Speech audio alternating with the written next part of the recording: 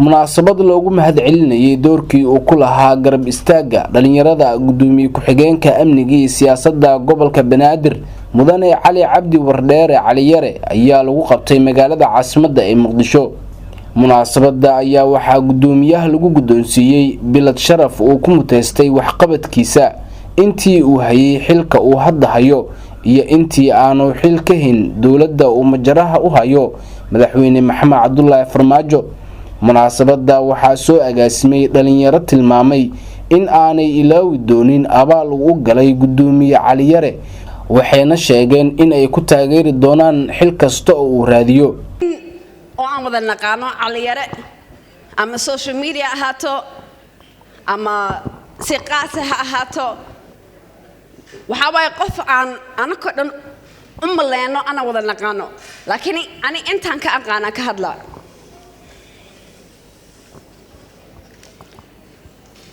ani waxaan ka ogahay Cali Yare inuu yahay nin horta aad u qalbi fiican oo naxariis badan leh oo ani familkayga shaqadan qabto door badan asaga qatar isku galiyay anaka nagu badbaadiyo oo nagu caawiyo marka taasna waa mid aan sleeyahay dadka inta badan uma jeedaan dadka wax uu qabto oo siyaasadda ahaan mid labaad Allah naxariista wallahi shay marka la dilay ninka ugu weyn oo noo hiliye oo na garab taagnay oo waxyaalo badan noo qabtay oo kamid ahay marka Ali ama maanta hadoo musharax yahay mise hadoo ahaan ani inta maanta maxaa joogaa saaxiibtinimo walaalayaal codkaad leedihiin calafkiisana waa wada leenahay waxaan idinku codsanayaa waa taqaaniin nabadoon bedel inaanahay abwaankiinii aanahay codsi dheer baan idin dirayaa walaalayaal waxaan doonayaa inaad maanta noo soo saartaan Cali Yare ilaahayna ha ciseeyo calankiisa aan taagno qarannimada uu ku amaanan yahay hawiyinimada uu ku amaanan yahay habargidirnimada uu ku amaanan yahay ceer ahaantii uu ku amaanan yahay anigana ugu sii darayaa waxaan leeyahay hadda dhalinyarada habargidir ee gobolka Banaadir joogto aan nahay raaliyan ka nahay in hogaami kulay waxaan leeyahay saaxiibada kale ee beesha uu ka soo jeedo walaalayaal anaga habargidirna kursi kale oo extra sameyn lahayn baarlamaanka inaan ku darno oo dhaano xubin sharafeed waay habargidir dhana isku raacda dhalinyaradeeda hala si mid la isku heestaba lama aanan sugnayn iyo doorasho dheer iyo dhuusamareeb iyo gurceel iimaylaha jirtaba in la aado Cali ma mudneen ama qof kale uu soo haweysto marka Cali waxaan leeyahay waa ka soo daahday taariikhda waa ka soo daahday waxaan rajeynayaa asaga ma ahan xaas wanaagsan oo joogto guriga waan amaanayaa walaasheeda walaasha nin walba howlkara oo guuleysta oo aragtiin waxa ka dambeeyay geesiyad ahaantii dhalinyarada Soomaaliyeed ee meeshan ku sugan ee ka kala socda dhalinyarada gobolka Banaadir dhalinyarada dawlad goboleedka Galmudug iyo si gaar ah dhalinyarada uu ku matalo ama ku abtirsada kursiga Hope 147 waxa sharaf weyn u ah inaad kala soo qayb gashaan xafladan qiimaha badan oo aan soo agaasinay hadaan nahay dhalinyarada Soomaaliyeed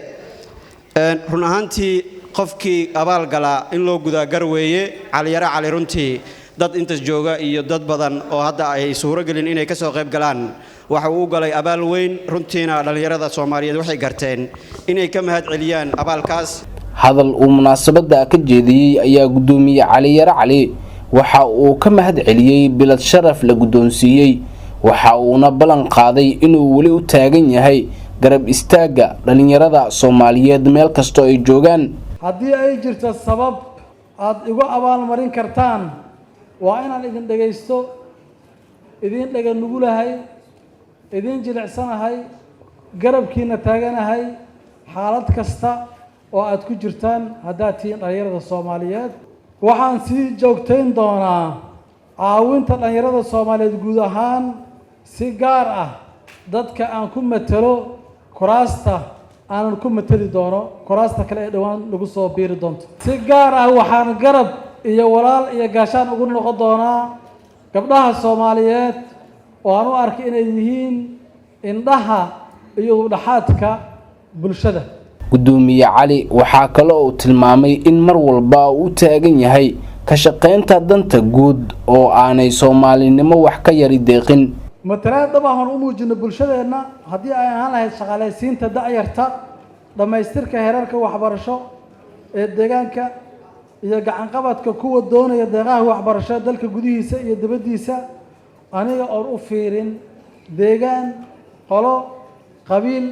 iyo aragtida shakhsiyada ee qofku aaminsan yahay waxaan yaqiinsanahay in kala aragti duwanaanshuhu yahay quruxda qarannimadeena iyo sunno aan har habeenna aan naawilno sidii dalka noogu qurxoonaa lahaa waxaa iga go-an inaan ka miro dhaliyo dib u heshiisiinta waarta oo ka hirgasha dhammaan degsiimada ehelka iyo guud ahaan Soomaalida si wada jir ahna ugu xaqiijino gaaridda yoolkeena fog waxaase marnaba loo ogolaan karayn in dib aan u noqono marna ma ogolaanayno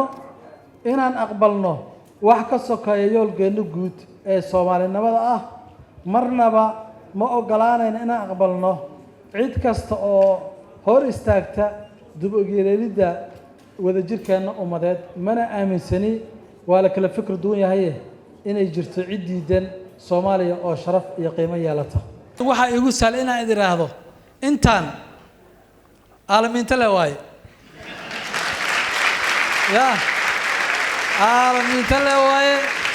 wali la isma gaarin waa maasantii walaalayaal aad iyo aad kaga mahad celinayaa si gaar ah waxaan ugu mahad celinayaa